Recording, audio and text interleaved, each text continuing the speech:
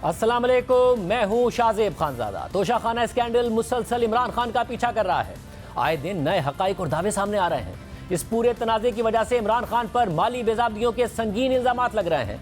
कौमी खजाने को करोड़ों रुपए का नुकसान पहुंचाने का इल्जाम लग रहा है और इमरान खान पर यह इल्जाम है कि उन्होंने अपनी पूरी जिंदगी में इतना नहीं कमाया जितना वजीर आजम बनने के बाद सिर्फ 2 महीनों में तोशाखाना के तहाइफ बेचकर कमाया। इस हवाले से इमरान खान आज तक किसी भी फोरम पर कोई तसल्ली बख्श जवाब नहीं दे सके हैं। हालांकि ये स्कैंडल खुद इमरान खान के दौरे हुकूमत में सामने आ गया था। उनके अपने दौर में एक सहाफ़ी ने इमरान खान को गैर मुल्की दौरों से मिलने वाले तहाइफ की तफसीलात हासिल करने के लिए पाकिस्तान इंफॉर्मेशन कमीशन से रुजू किया और वहाँ से काबीना डिवीजन को हिदायत की गई कि वज़ीर आज़म को मिलने वाले तहाइफ की तफसीलात दरख्वास्त गुजार को फराहम की जाए। मगर काबीना डिवीजन ने तहाइफ की तफसीलात फराहम करने से इनकार कर दिया और इंफॉर्मेशन कमीशन के फैसले को इस्लामाबाद हाई कोर्ट में चैलेंज कर दिया। इस्लामाबाद हाई कोर्ट ने हैरत का इजहार किया कि हुकूमत वज़ीर आज़म को मिलने वाले तहाइफ की तफसीलात सामने लाने से क्यों कतरा रही है।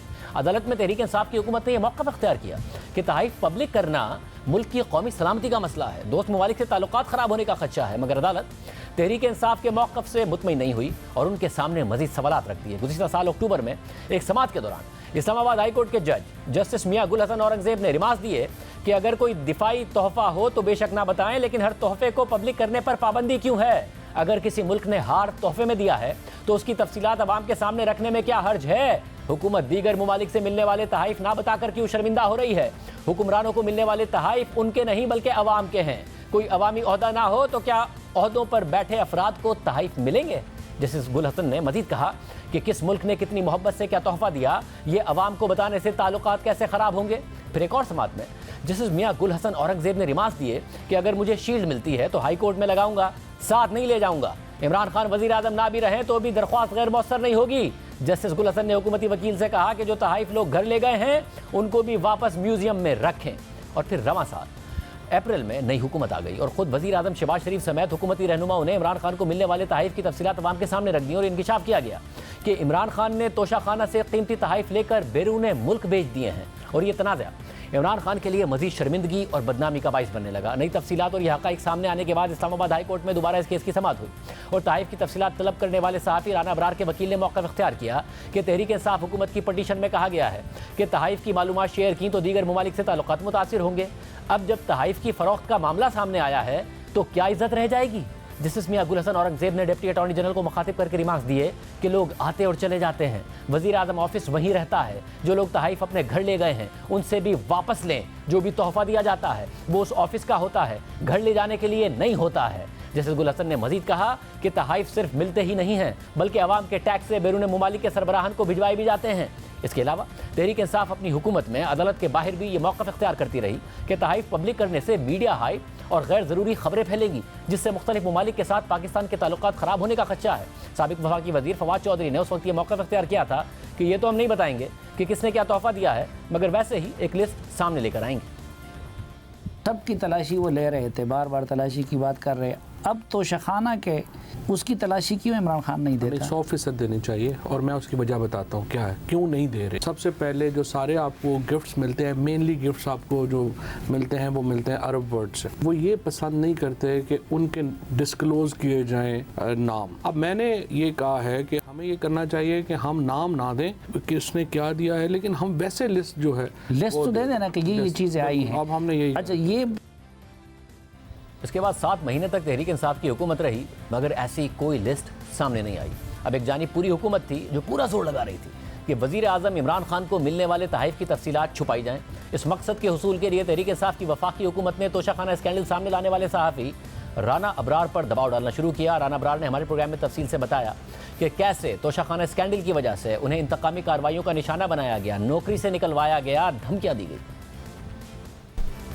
ये मामला 23 नवंबर 2020 से शुरू हुआ जब मैंने पहली RTI रिक्वेस्ट भेजी थी सेक्रेटरी कैबिनेट डिवीजन को right of access to information act 2017 के तहत। फिर मैं पाकिस्तान इंफॉर्मेशन कमीशन में अपील के लिए गया था, अपील की थी तो उसका फैसला मेरे हक में हुआ मगर उस पर अमल दरामद नहीं हुआ। फिर मैंने कंटेम्प्ट ऑफ कोर्ट की एप्लीकेशन दी थी, सेक्रेटरी कैबिनेट डिवीजन को पेनल्टी होने वाली थी, सजा होने वाली थी। तो तब उस वक्त की गवर्नमेंट अटॉर्नी जनरल के जरिए इस्लामाबाद हाई कोर्ट में रेट पिटीशन लेकर गई थी। इस दौरान मुझे धमकियां भी दी गई। जब शोकाज नोटिस जारी हुआ था, जब मामला हाई कोर्ट में गया तो मेरे घर में एजेंसियों के लोग आते रहे। मेरी वालदा को 70 साल से ज़्यादा उनकी उम्र है, उनको थ्रेट किया गया, उनको धमकी दी गई, यहाँ तक कहा गया कि आपके घर में लाश आएगी, ये तक भी कहा गया। मुझे फॉलो किया जाता रहा। सवात गए थे, 3 दोस्त थे हम, तो वहाँ पर पीटीआई के लोगों ने हमारे ऊपर हमला किया था, हमें जख्मी किया था, उसकी एफआईआर तक दर्ज नहीं हुई थी। मेरी 2 जगह से पीटीआई की गवर्नमेंट ने मेरी जॉब खत्म करवाई। फवाद चौधरी ने फ़ोन करके,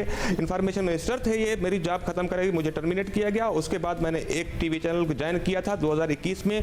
वहाँ पर मुझे तीसरा दिन था कि मुझे बुलाकर सीईओ ने कहा मेरी मजबूरी है, मैं आपको अफोर्ड नहीं कर सकता। आज भी ये पावरफुल हैं और मुझे कहीं पर भी सहाफ़त में, किसी अखबार में या टीवी चैनल में काम नहीं करने देते, बल्कि मेरी जॉब खत्म करवा दी जाती है।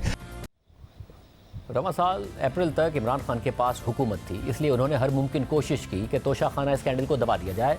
मगर फिर अप्रैल में उनकी हुकूमत बदल गई और नई हुकूमत ने तमाम तर तफसीलात अवाम और मीडिया के सामने रख दी। फिर खुद इमरान खान भी मान गए कि उन्होंने तहाइफ बेच दिए हैं और ये मौक़िफ़ इख्तियार किया कि मेरा तोहफ़ा मेरी मर्ज़ी। मगर इन सारी तफसीलात की बुनियाद पर मौजूदा हुकूमत ने इलेक्शन कमीशन में इमरान खान की नाअहली का रेफरेंस दायर कर दिया, जिसके जवाब में इमरान खान ने तस्लीम किया कि उन्होंने तोशाखाना के कीमती तहाइफ बेच दिए हैं, इसलिए तहाइफ नाम से जाहिर नहीं किए हैं और उनसे हासिल होने वाली आमदनी अपने गोशवारों और डिक्लेरेशन में जाहिर कर दी थी। इमरान खान के जवाब का सबसे अहम हिस्सा 2018 में उनके सऊदी अरब के दौरे से मुताल्लिक था, जिसमें इमरान खान को सऊदी वली अहद मोहम्मद बिन सलमान ने कीमती और शानदार घड़ी समेत एक पूरा सेट तोहफे में दिया था। तोशाखाना के रिकॉर्ड के मुताबिक इस पूरे सेट की कीमत 10 करोड़ से ज़ायद लगाई गई थी। इस हवाले से इमरान खान के तहरीरी जवाब में लिखा है कि जहां तक इमरान खान को साल 2018-19 में मिलने वाले 4 तहाइफ का ताल्लुक है, वो उन्होंने इसी साल के दौरान ही बेच दिए थे और 30 जून 2019 को ये तहाइफ इमरान खान के पास मौजूद नहीं थे। इसलिए इन 4 तहाइफ को 31 दिसंबर 2019 को इलेक्शन कमीशन में जमा कराए गए इमरान खान के स्टेटमेंट में नाम से जाहिर नहीं किया गया। ताहम ये तहाइफ बेचकर हासिल होने वाली रकम बैंक अल-फलाह के अकाउंट में मौसूल हुई थी और ये रकम इलेक्शन कमीशन के सामने उसी अकाउंट में दिखाई गई है। इमरान खान ने यह तहाइफ खरीदने के लिए 2 करोड़ 12 लाख 26 हज़ार रुपए की जो रकम अदा की थी, वो भी 2019 के टैक्स गोशवारों में जाहिर की गई है। साथ ही तहाइफ बेचकर हासिल होने वाली 5 करोड़ 80 लाख की आमदनी भी टैक्स रिटर्न्स में जाहिर की गई है। इसके अलावा 95 लाख से जायद का टैक्स भी गोशवारों में जाहिर किया गया है। लिहाजा ये तहाइफ इनकी कॉस्ट और सेल वैल्यू की बुनियाद पर इनकम टैक्स रिटर्न्स में मुकम्मल तौर पर जाहिर किए गए थे। मगर इलेक्शन कमीशन इमरान खान के जवाब से मुतमईन नहीं हुआ और इमरान खान को कौमी असेंबली की नशिस्त से नाअहल करार दे दिया। और फिर ये सवाल भी उठने लगा कि अगर इमरान खान ने ये कीमती तहाइफ बेच दिए थे तो अपने जवाब में बैंक ट्रांजैक्शन के साथ साथ इसकी मनी ट्रेल क्यों नहीं दिखाई? ये क्यों नहीं बताया कि उन्होंने ये कीमती तहाइफ किसको बेचे हैं, कहाँ पर बेचे हैं, कितने में बेचे हैं?